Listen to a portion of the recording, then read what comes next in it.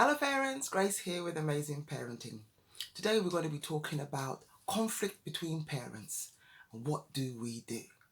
I'll be right back. Okay parents, if you're new to my channel, subscribe if you're liking what you see here.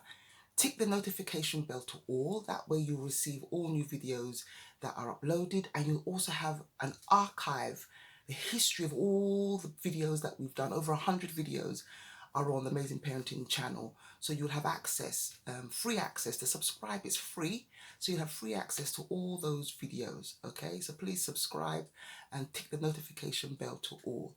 Also share these videos with other parents, other friends, other colleagues that you have that have children. Share these videos. That's how we can get this content in front of all the parents that need it. Leave comments below if there's a particular video that you want me to do on a subject that you want me to do a video on. Leave a comment below and I'll do that. But please go ahead, subscribe, share, and leave a comment. Give me a thumbs up if you're also enjoying what you hear. Okay, like I said, we're going to be talking about conflict between parents. Now, you know, if you're raising children in a home from 0 to 18 years or to whenever they leave your home, you know you and your partner, your spouse, are going to have conflict. And whether you have that conflict in front of your children, whether you have that conflict in private, they've gone to bed, they're not in the house, your children will know that both of you are in conflict. They'll feel that tension in the home. They'll feel that tension between you. So what can we do as parents to soften the blow of conflict between parents? Because it's going to happen. It's going to happen. Arguments between parents do happen. Okay, so let's just go through a few things that we can do as parents that can help bring down the conflict between us. Okay, the first thing you can do when you have a conflict, excuse me, is say sorry. Be the first one to say sorry. You know, sometimes, you're in the right, so you think, well, why should I say sorry? I'm in the right. Say sorry, move on. That's number one. Number two, you might be waiting for your spouse, your partner to say sorry, but they too think that they're in the right and they're not going to say sorry. You know what? At that point, agree to disagree and move on. There's no point having these things linger. Just shut the door on it and move on. Agree to disagree and get on with your lives. Okay? That's first and foremost. First two things to be doing when you have conflict between couples.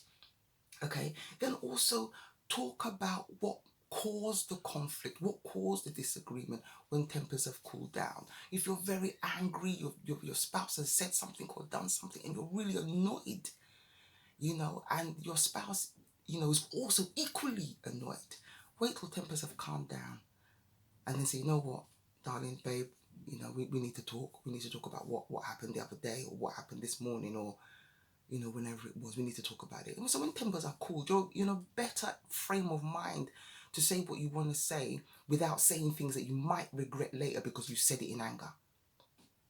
So it's important that when you are both feeling that tension, that conflict, you wait till your tempers have calmed down, both of you are calmed down, and then the next day, a few hours later, whenever it is, you just come and say, you know what, we need to talk about this.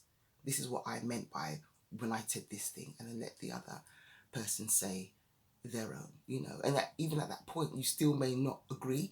Excuse me. It's not about agreeing, but it's about moving forward and getting the conflict quenched as soon as possible. Okay? Like I said, your children see and hear the arguments and the tensions, and it's not good for them to be in that environment on a constant basis. Every single day they're hearing you argue, they're hearing you fight. It's not good for children to grow up in that environment. Not good at all. So it's very important that we quench the conflict as soon as possible. And then lastly, I don't want to go through so many things, but lastly, what else you can do to quench conflict is go away for the weekend. Where you can, go away. Even if it's not for the weekend, go out, get out of the house. Go for a coffee, go for a walk, go to the gym, go play a game together. And that helps just bring down all those tensions, all those pent up frustrations that you have, about your husband, about your wife, about your partner. go away, just go out for a coffee, go out for a walk, and just talk and just, play with each other again. And what also is very important, if your children hear you, argue, or hear you have, heated disagreements, it is also important that your children see you make up.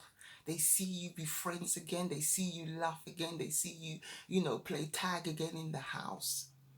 So if they do hear you, argue, they just as equally, they need to hear you make up. They need to hear you be friends again. They need to know that, yeah, okay, my mum and dad had an argument, but hey, it's no big deal. They've made up, their friends again. Just like how when they go to school, they have arguments with their friend. They too have to know how to quench those conflicts and get on again with those friends. And you're teaching them that when they see you make up and be friends again and laugh and enjoy each other's company.